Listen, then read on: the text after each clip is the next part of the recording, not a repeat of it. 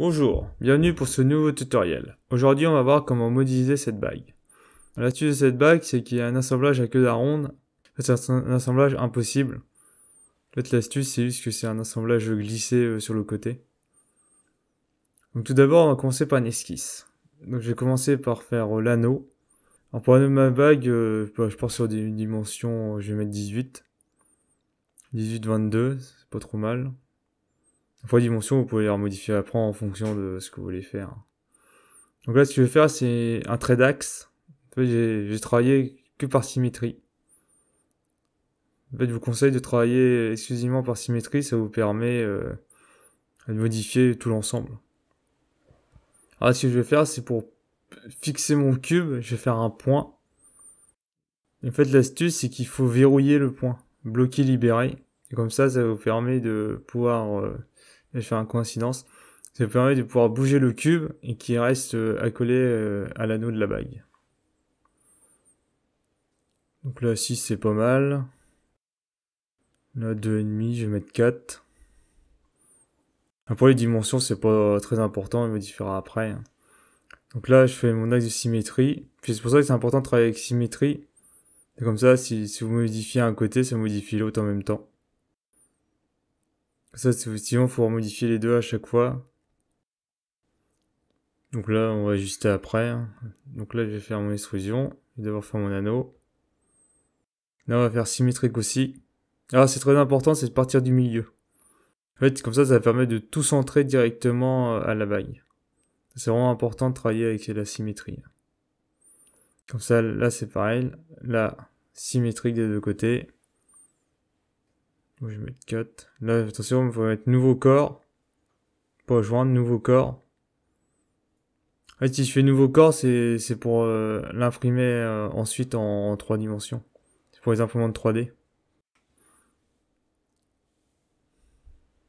Donc là, j'ai commencé par tracer ma gueule à ronde. Donc là, je vais mettre un point, c'est juste pour coter 1 mm. Bon, là, je vais mettre 1 mm. En fait, c'est juste pour poser ma ligne de cote. Donc là, je vais faire...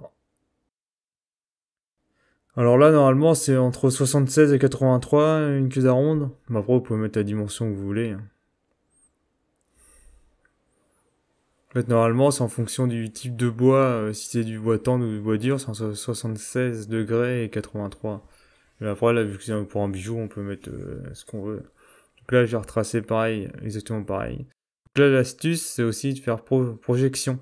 Ça permet de projeter des points sur la face de mon esquisse. Comme ça, je peux directement me reprendre les points. Voilà. Donc là, après, je fais pareil. Là, je vais retracer.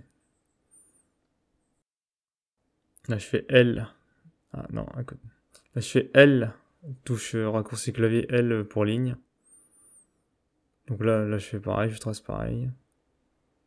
Alors là, T. Si vous voulez supprimer, vous appuyez T. C'est les ciseaux. Moi, je vous conseille d'apprendre les raccourcis. Ça va beaucoup plus vite quand on modélise.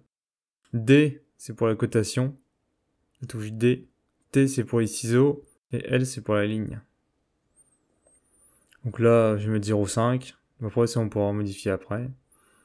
Là, pareil, symétrie. Symétrie à chaque fois. Il faut vraiment penser symétrie à chaque fois. Et comme ça, vous pouvez modifier votre angle, vous pouvez modifier qu'un côté à la fois.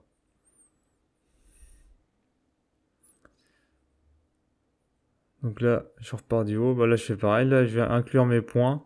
Donc, je vais faire projection. Donc là, je sélectionne mes points. Là, je fais bien attention à sélectionner mes points.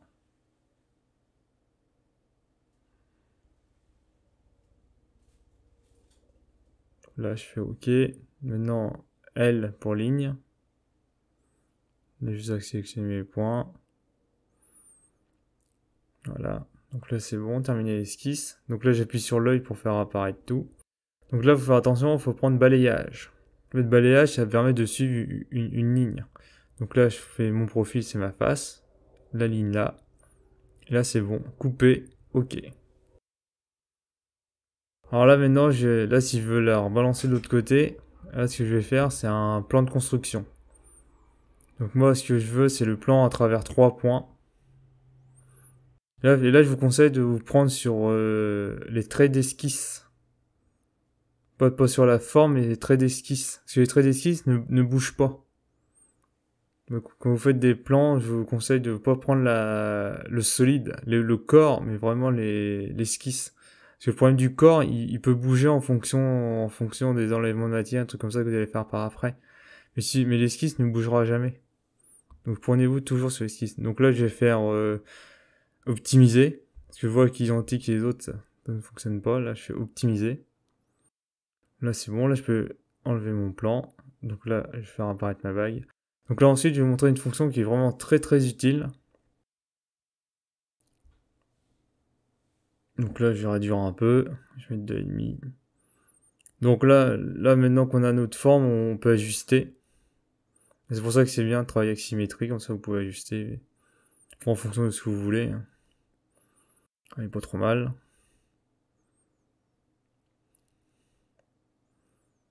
Donc là, ce que je vais faire, c'est appuyer tirer.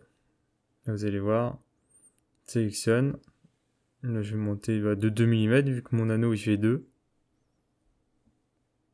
Voilà. Et là, ce qu'ils font, c'est combiner. Alors, mon corps cible. Et là, l'armature, c'est ce que je veux retirer.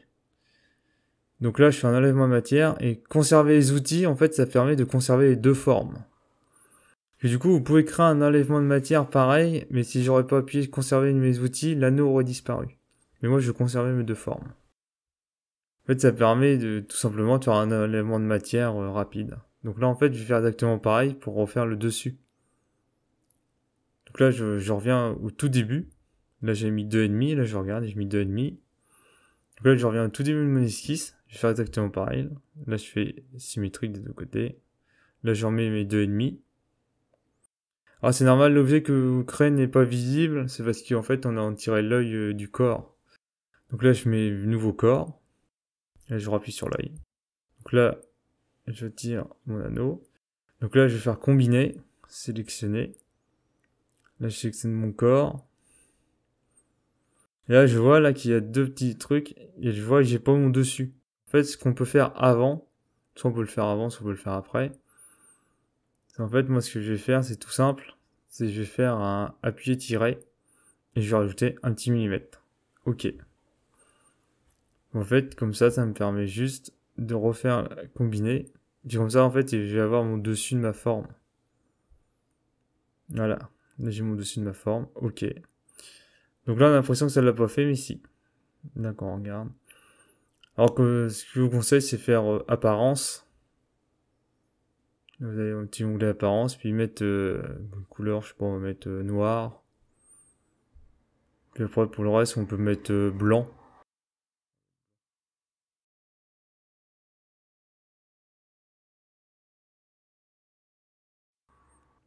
Donc là, on va tirer l'esquisse, voilà. Après, on peut faire un petit chanfrein. Je sais pas, 0,5.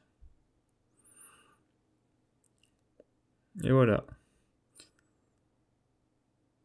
Comme ça vous permet de voir vraiment, c'est l'outil combiné qui est vraiment pas mal, parce que ça permet en fait de modéliser qu'une seule fois, ensuite de recréer la forme et de refaire un enlèvement de matière, de conserver les deux. Sinon après, en fait, ça évite de remodéliser à chaque fois. Comme ça, vous faites la moitié de la forme, vous remettez l'autre, puis comme ça, vous enlevez directement.